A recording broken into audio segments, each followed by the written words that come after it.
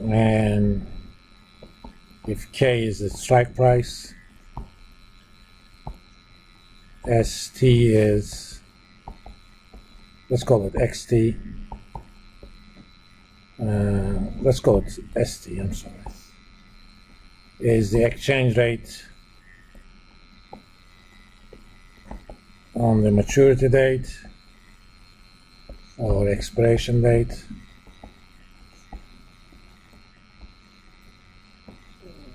Payoff is equal to 0 if on the expiration date exchange rate is above the strike price, and it is equal to K minus ST if ST is less than or equal to strike price. So if it is below the strike, as the holder of this option, I make money. If it is above the strike, nothing going on. And the price, the buyer of the option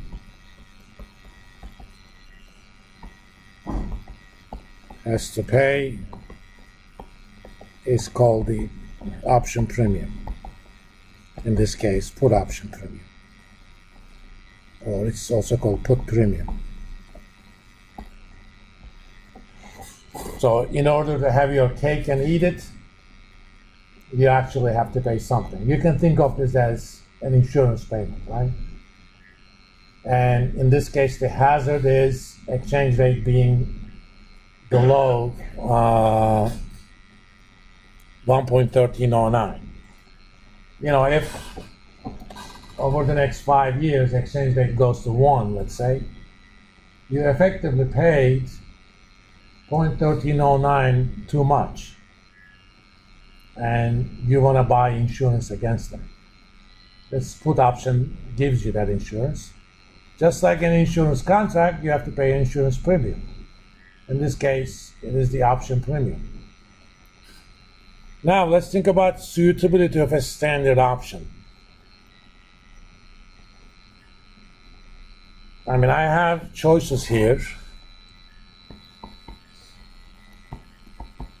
I have a few choices. I can buy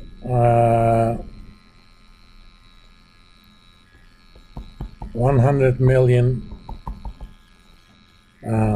equivalent of put option.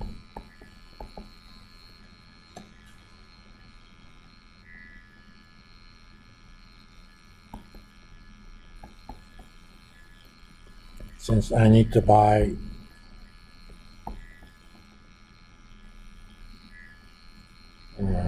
5 times 20 equals 100 million.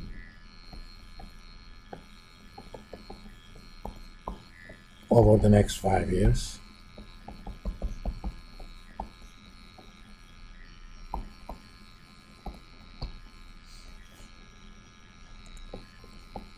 Or I can buy 5 different put options for each year. You know, a 20 million option that expires on at the end of year 1.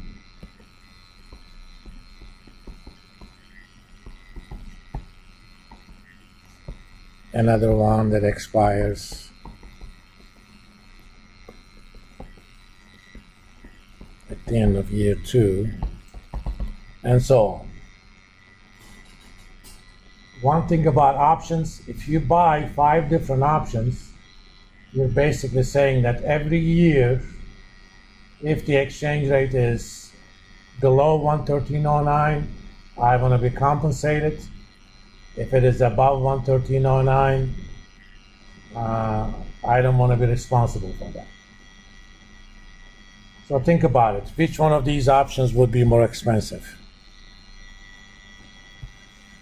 So choice 1, a 5-year, 100 million option, 100 million puts, where the strike is 1.1309. Choice 2, 5, 20 million puts at 1, 2, 3, 4, 5-year expirations.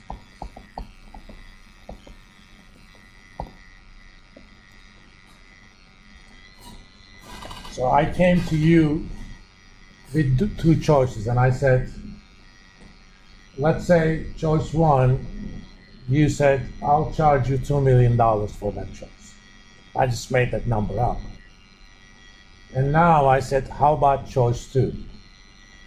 Would you want to charge me more or less? Think about the logic of the problem.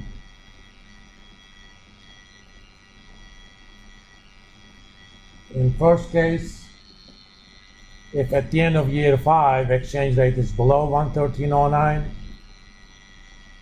for example, let's say it was 112.09, okay? You would have end up paid me $1 million, roughly speaking. If it is 110.09, you would have paid me about $3 million. If it's, 1009, you would pay me $13 million, and so on. The other alternative is for each year, but we're gonna do these over $20 million units. You're gonna pay me the difference between 113.09 and the actual exchange rate, provided the actual exchange rate is below 113.09. So that's choice 2. So would you charge me more or less than $2 million for this privilege if choice 1 is costing $2 million?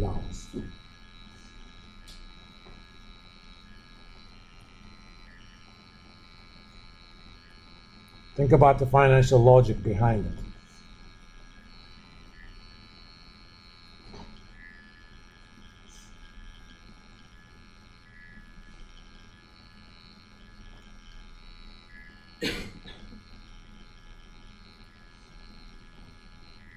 Okay, obviously you don't want to think about it, but think about it. In choice 1, I have one big cake. Think of it that way. Remember, we want to have our cake and eat it, right? In choice 1, I have one big cake, and if it is below 113.09 at the end of year 5, I want to eat that cake. Choice 2 has 5 individual cakes, smaller cakes. And in each case, if it is below 113.09, I want to eat that cake. Otherwise, nothing. So it's kind of a expanded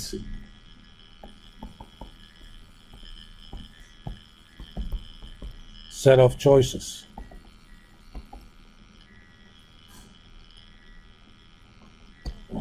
Choice 1, all we care is ST being less than K.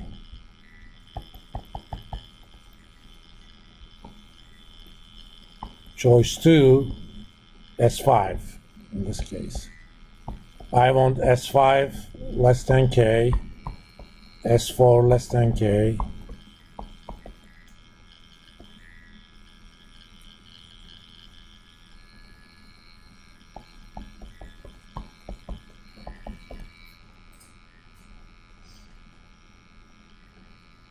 you can have S5 less than K without none of these being true, or the other way around.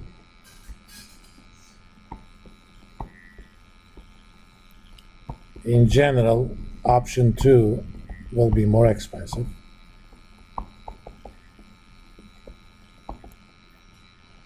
I mean, it kind of fits with our exposure. because every year I'm gonna pay 113.09, but it is gonna be a pretty expensive option. Is there a financial contract we can devise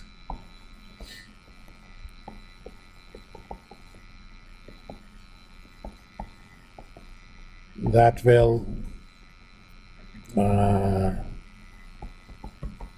fit our risk exposure?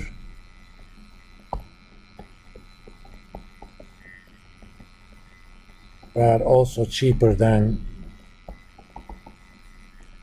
either option 1 or option 2.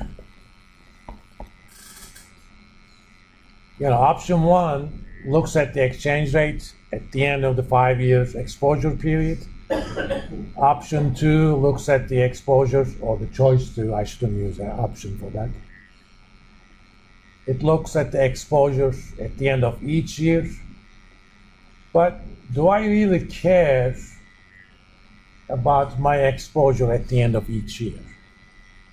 I mean, yes, technically I could be a greedy son of a gun and say every single year or every single day of that year, if exchange rate remains below 113.09, I want to make money off of that. There is nothing to stop you from wanting that. But if you want that, you're going to have to pay quite a bit. But from a risk perspective, what is the one thing I care?